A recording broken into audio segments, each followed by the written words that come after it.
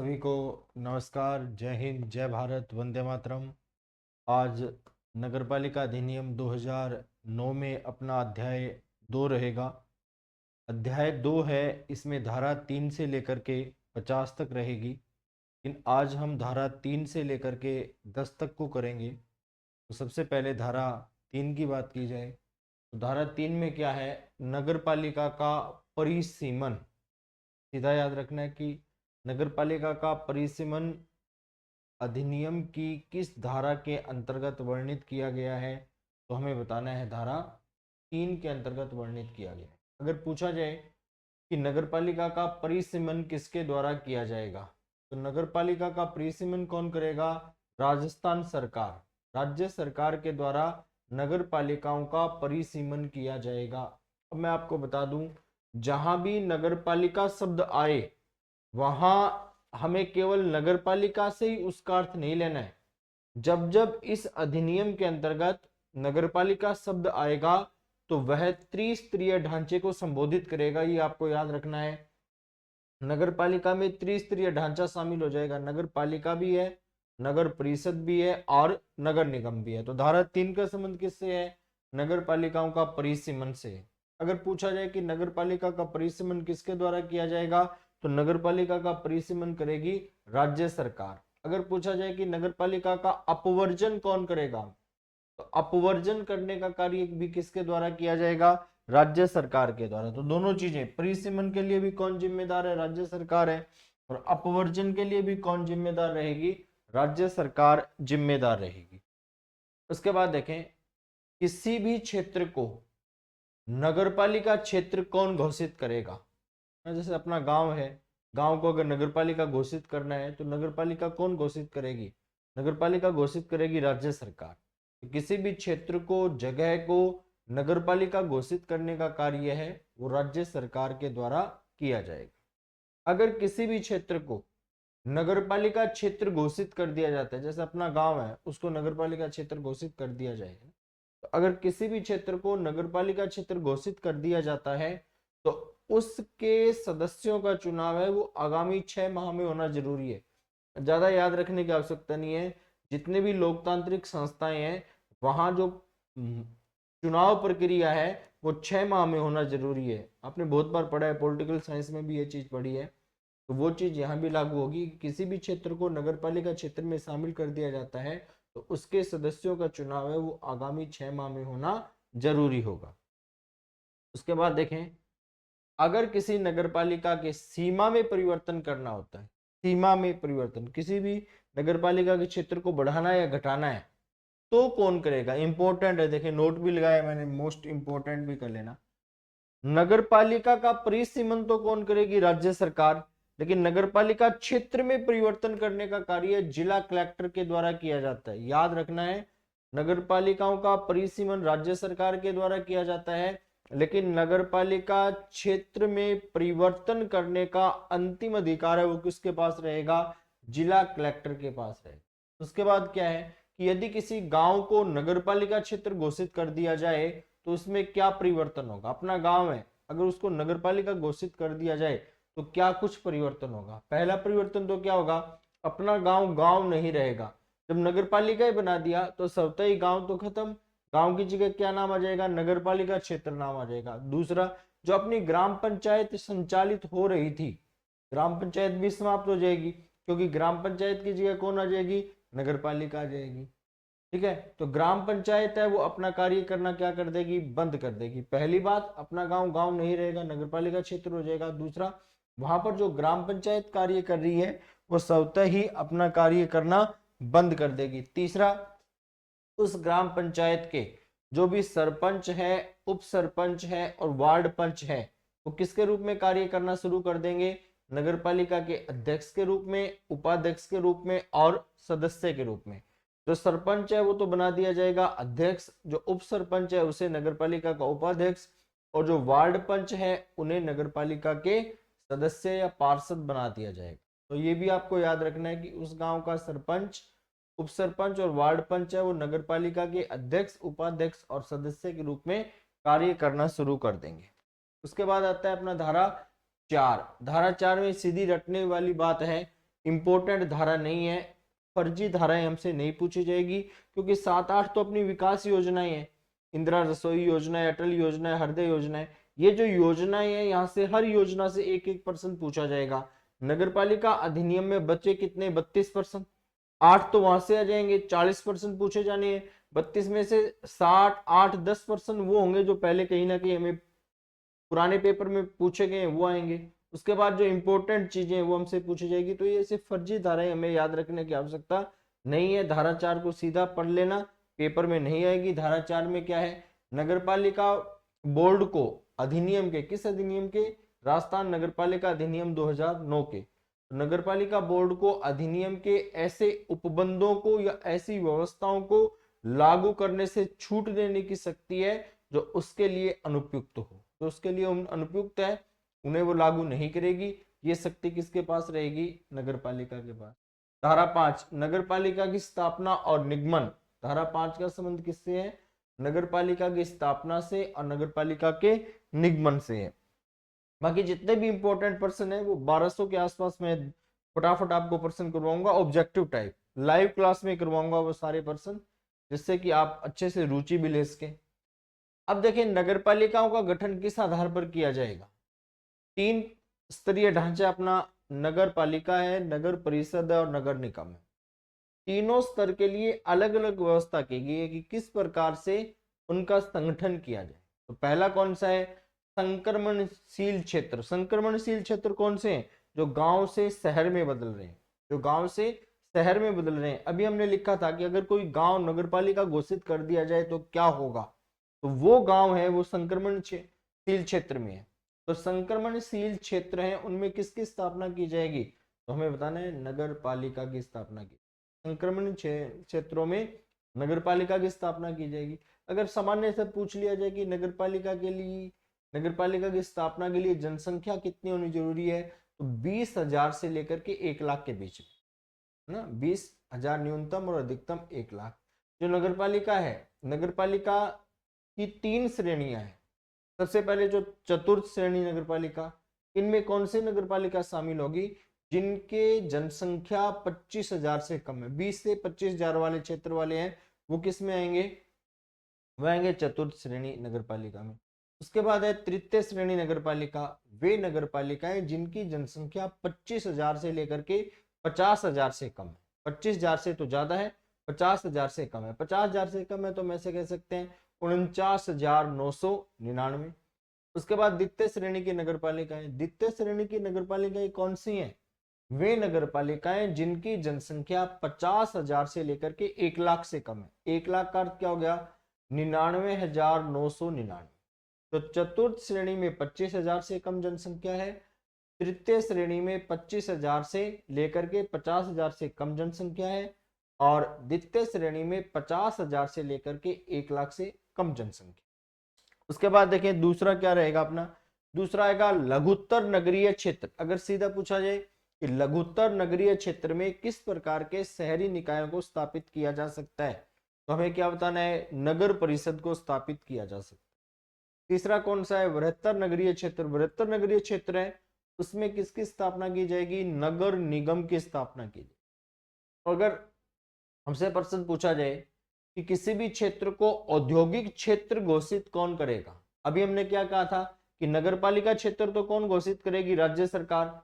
लेकिन किसी भी क्षेत्र को औद्योगिक क्षेत्र किसके द्वारा घोषित किया जाएगा? राज्यपाल के द्वारा घोषित किया जाएगा। सुन लेना, औद्योगिक क्षेत्र कौन घोषित करेगा? राज्यपाल। नगरपालिका क्षेत्र कौन घोषित करेगा? राज्य सरकार। नगरपालिकाओं का परिसीमन भी किसके द्वारा किया जाएगा? राज्य सरकार के द्वारा। लेकिन नगरपालिका क्षेत्र में परिवर्तन कौन करेगा? जिला कलेक्टर करेगा। एक जैसे 4-5 सवाल है, सभी को अलग अलग ढंग से याद रखना है।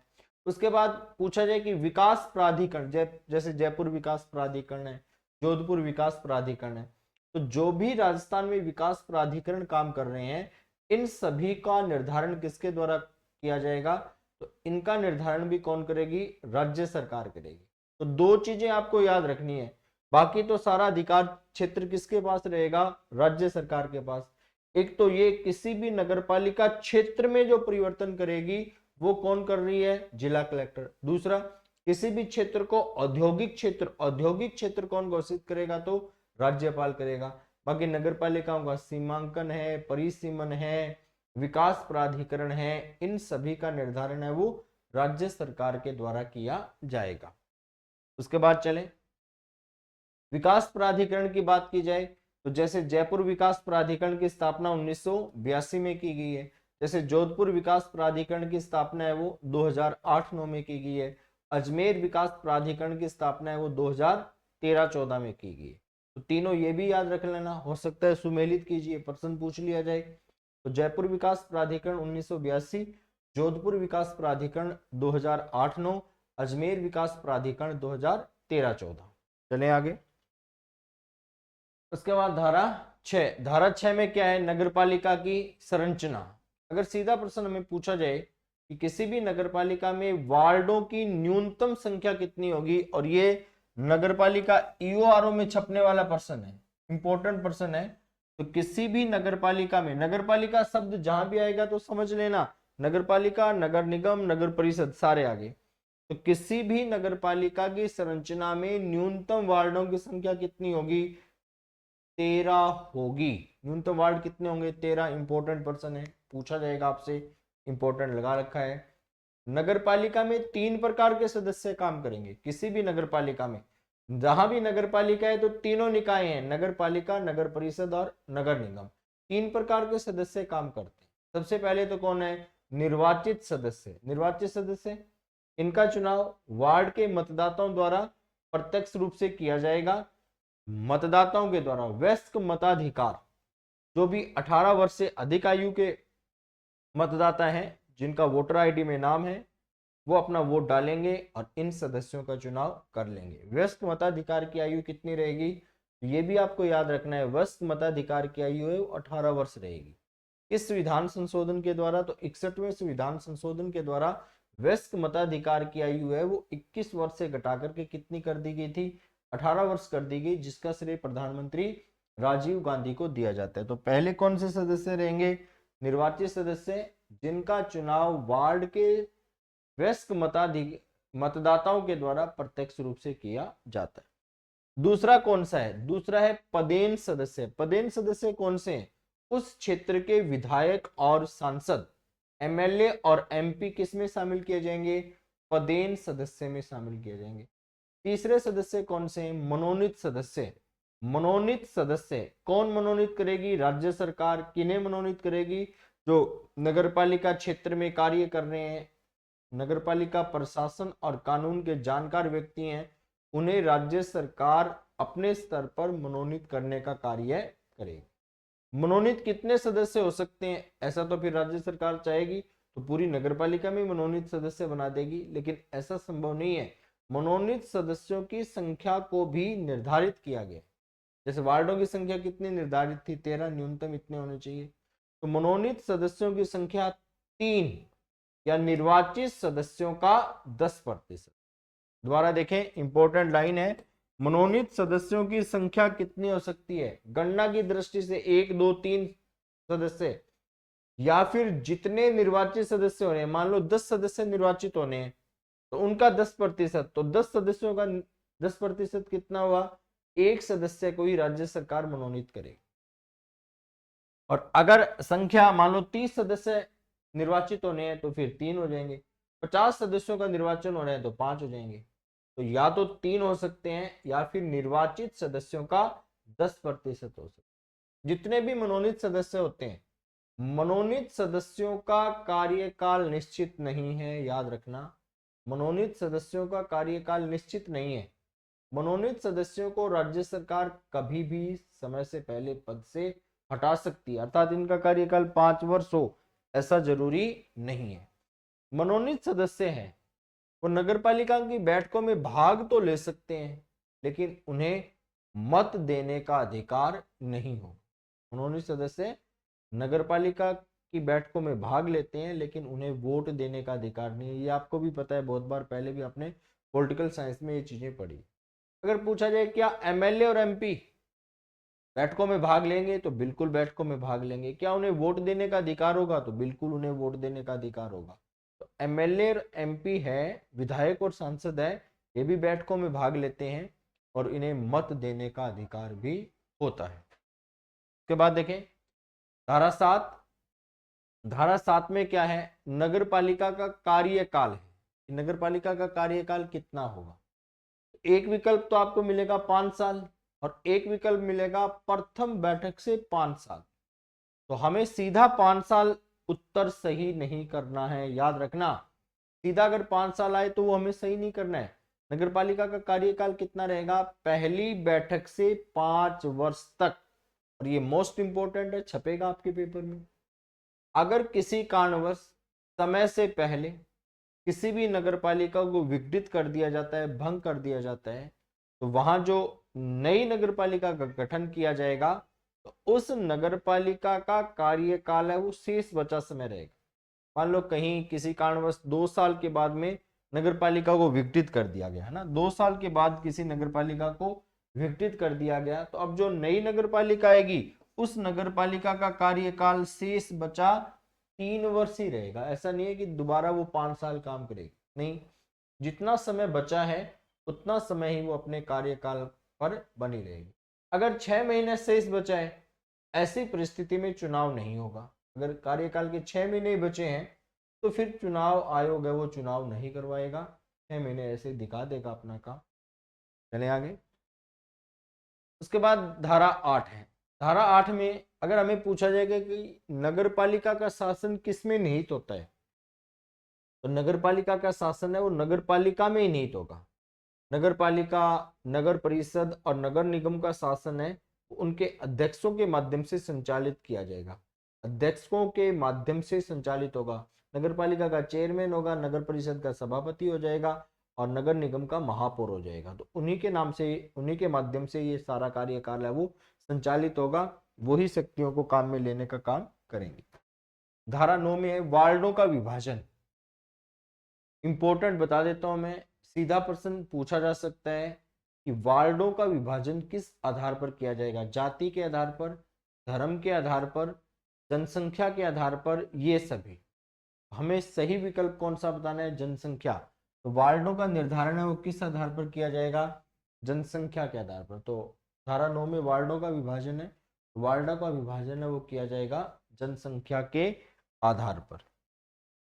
धारा 10 वार्डों का निर्धारण। वहां वार्डों का विभाजन था और यहाँ पे क्या है? वार्डों का निर्धारण। वार्ड का निर्धारण कौन करेगी? तो वार्ड का निर्धारण करेगी राज्य सरकार।